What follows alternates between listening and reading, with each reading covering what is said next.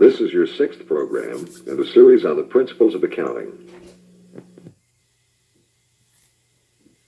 When we think of business and business organizations, we often think first of large companies, especially manufacturing companies.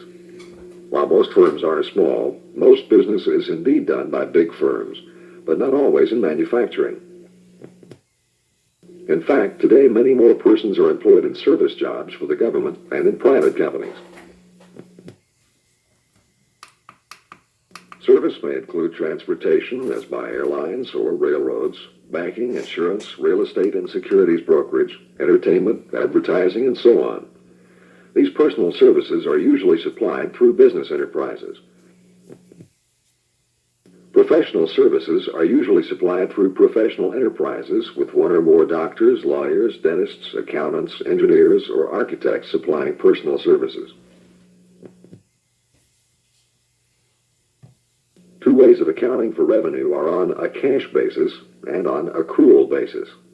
A manufacturer, for example, uses the accrual basis because nearly all sales are made on credit, and the expenses and revenue are gradually accrued. But what kind of organization would more often perform accounts on a cash basis?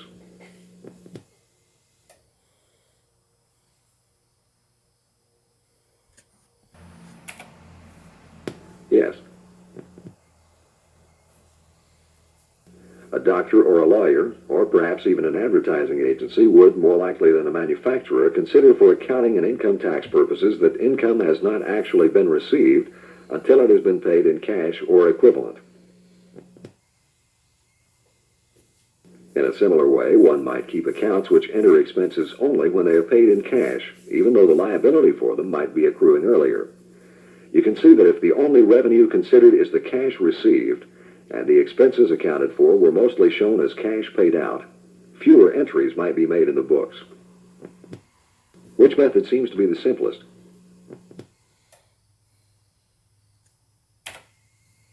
Yes. For this reason, personal service enterprises which use a cash basis for accounting are usually explained first before considering the more complex details of accrual systems.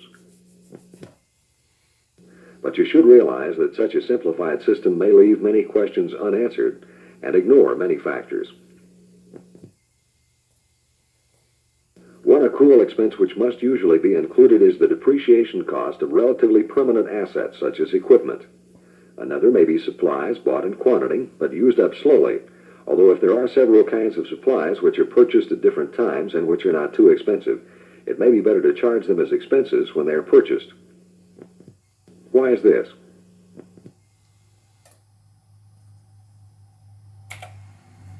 Right. The cash basis of accounting for the revenue and many expenses of a small personal service business is commonly used and accepted by the Internal Revenue Service. There's one factor, of course, which must be remembered about cash basis accounting. What is it?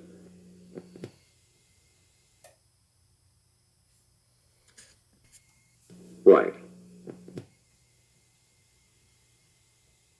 Let's say that Mr. Paul Jones is a professional product designer who works for various customers for fees.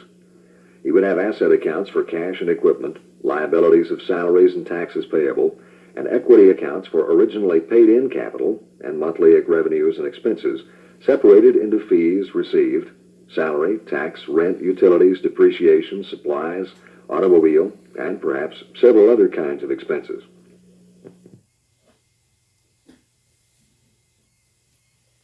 Notice that on each payday, if Mr. Jones were to send a check to the Internal Revenue Service for FICA and withholding, and to the state for tax withholding, if required, there would be no liability accounts at all, since his secretary, bookkeeper, or office manager would not record any bills until they're paid, and then only in the expense account. Jones leases his car, so it's not an asset, and when the lease payment is due, it is paid as an expense rather than held for a while as a liability. But Paul Jones, designer, purchased some office equipment.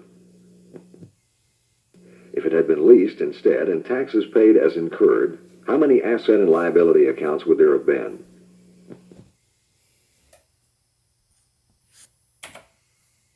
Yes. And This is a common and legitimate accounting system. But Jones may have several asset accounts, such as cash in the First National Bank, a petty cash account, equipment, and equipment depreciation. Depreciation, you remember, is the cost related to the continually reduced value of an asset as it gets older or worn out. And there are usually the withholding tax liability accounts, since taxes are not remitted on each payday.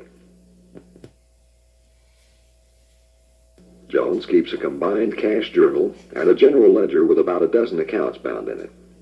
In addition, he has a small book for petty cash disbursements, some envelope files for employees' earning records, a file of unpaid invoices he sent his customers, and a folder in which bills are held for periodic payment.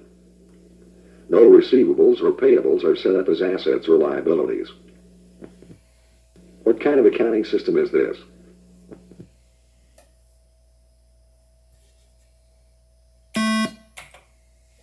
Right. A specially designed combined cash journal allows this book of original entry to display all and organize most of the transactions of a simple personal service enterprise. Nearly every entry involves the cash account in some way, either a deposit for a payment from a client for services or a payment to an employee or supplier.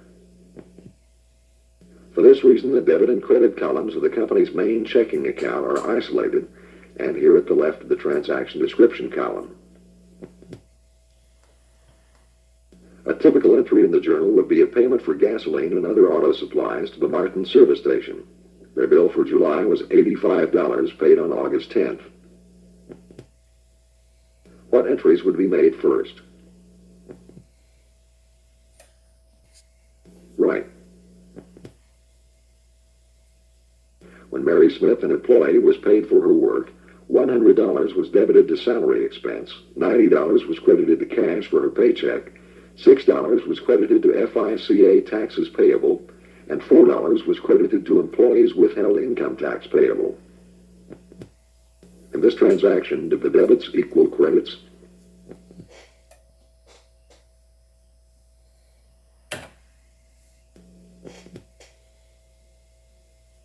Each week, or probably at least twice a month, each column of the combined cash journal is totaled, footed, improved. How is this done? Right. Deposits in the bank account service proprietorship are usually made less often than withdrawals by check, since there are often fewer clients than employees and suppliers. When payments received from clients are deposited, a credit entry is made in the combined cash journal, professional fees column.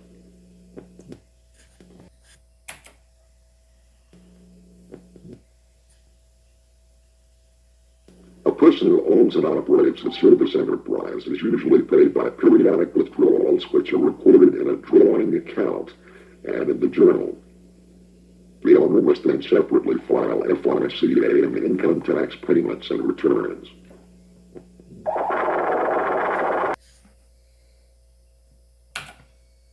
Yes. Just check marks are used below the general debits and credits columns to indicate completed posting. After posting is complete, a trial balance of the ledger accounts is prepared. For a trial balance, each account is totaled, footed, and then what? Yes. At the end of each accounting period, the owner should have reports of income during the period and the financial condition at the end of the period. These are the income statements and what?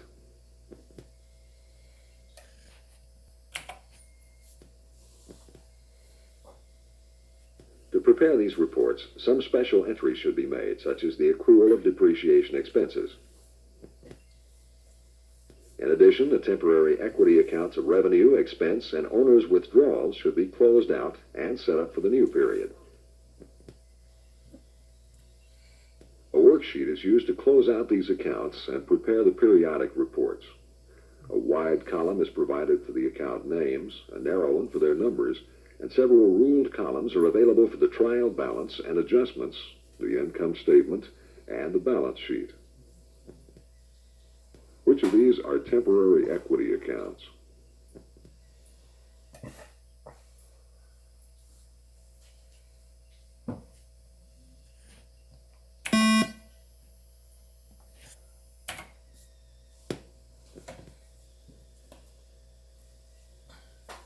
trial balance is, of course, merely a listing of the accounts and their balances. The debit totals should equal the credit totals. The adjustments usually include periodic charges for depreciation, which is the cost associated with the declining value of equipment which is owned and used. $1,000 worth of equipment which had a 10-year life, with its value determined to be uniformly decreasing. A charge of $1,200 per year would be made for depreciation. This could also be shown as $100 per month. On a worksheet for a periodic columns may be for the trial balance, the next pair for adjustments such as depreciation, and the third and fourth pairs for the statements about operations during the period and the financial condition at the end of it. What are these two statements?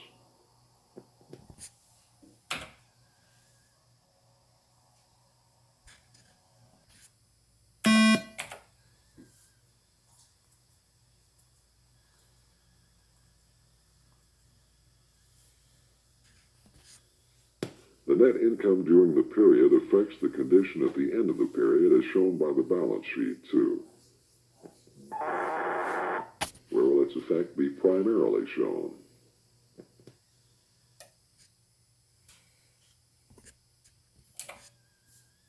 Right. Equity is affected by profits and losses and by investments in the firm and by withdrawals from it. Profits, positive or net income, and investments made in the firm increase its equity, while losses and withdrawals decrease equity. This balance sheet is in report form with assets at the top and liabilities and equity shown below the assets. Account form balance sheets always have assets at the left and liabilities and equity at the right. Current assets are expected to be converted to cash. Fixed, long-lived, or long-term assets are expected to be used for several years. What are some examples of current and long-lived or fixed assets?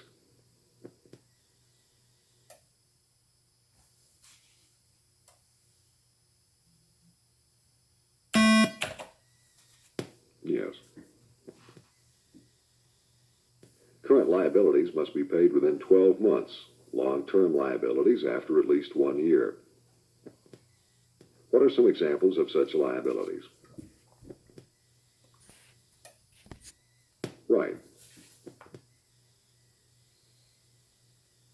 At the end of the accounting period, when the temporary equity accounts of revenues and expenses are to be closed out, and after adjusting entries like depreciation are made, adjusting and closing entries are made in the journal, then posted into the appropriate accounts to adjust and close them.